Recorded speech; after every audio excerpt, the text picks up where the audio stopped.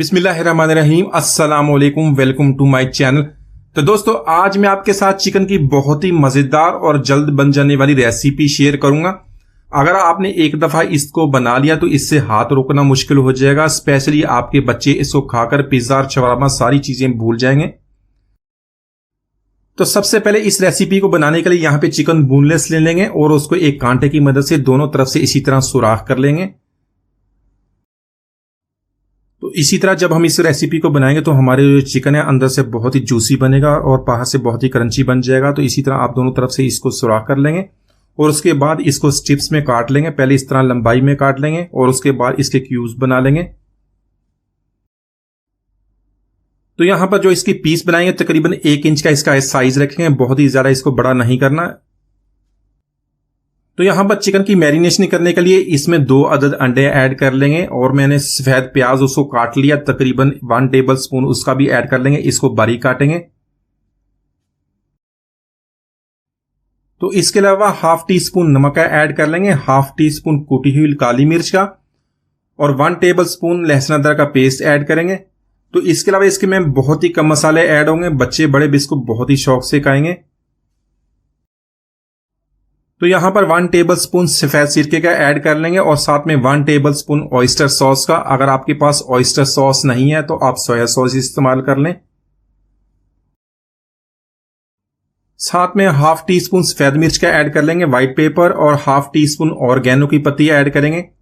तो यहां पर ये सारी चीजें ऐड करने के बाद इसको अच्छी तरह मिक्स कर लेंगे और 10 से 15 मिनट तक इसको मैरिनेट होने के लिए छोड़ देंगे। तो यहां पर मैं आपको बहुत ही एक स्पेशल चीज बताऊंगा जिससे हमारा चिकन बहुत ही मजेदार बनेगा। इसी तरह इसको मिक्स करने के बाद 15 मिनट तक छोड़ देंगे। बाद में आपको बताता हूं हमने इसका क्या करना है। तो इसके अलावा हमने बहुत ही जबरदस्त स्टेप यहां पे करना है जिससे हमारा चिकन बहुत ही क्रिस्पी और मजेदार बनेगा। इसके लिए हमने ब्रेड क्रम्स बनाने हैं बहुत ही स्पेशल तरीके से, जिसको बनाना बहुत ही आसान है। तो सबसे पहले हम ब्रेड के जो इस तरह के किनारे हैं वो निकाल देंगे, इससे हम छोटे ब्रेड क्रम्स बना लेंगे। तो यहां पर इस तरह कटिंग करने के बाद इसको लंबाई में काट लेंगे और उसके बाद इसको मोटे मोटे क्यूब्स में काट लेंगे।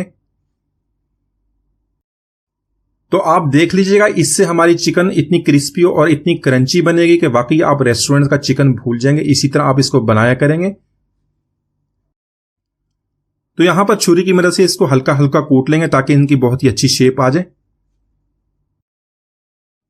तो यहां पर हमारी चिकन की बहुत ही अच्छी तरह मैरिनेशन हुई है, सारे मसाले इसके अंदर अच्छी तरह जज्ब हो गए। चिकन ने भी अपना जो पानी है वो भी छोड़ा था क्योंकि इसके अंदर हमने इस मसाले ऐड किए थे, प्याज भी ऐड किया था। इसी तरह इस चिकन को निकाल लेंगे और बाकी जो इसका बैटर बन जाएगा उसको कोटिंग के लिए इस्तेमाल करेंगे।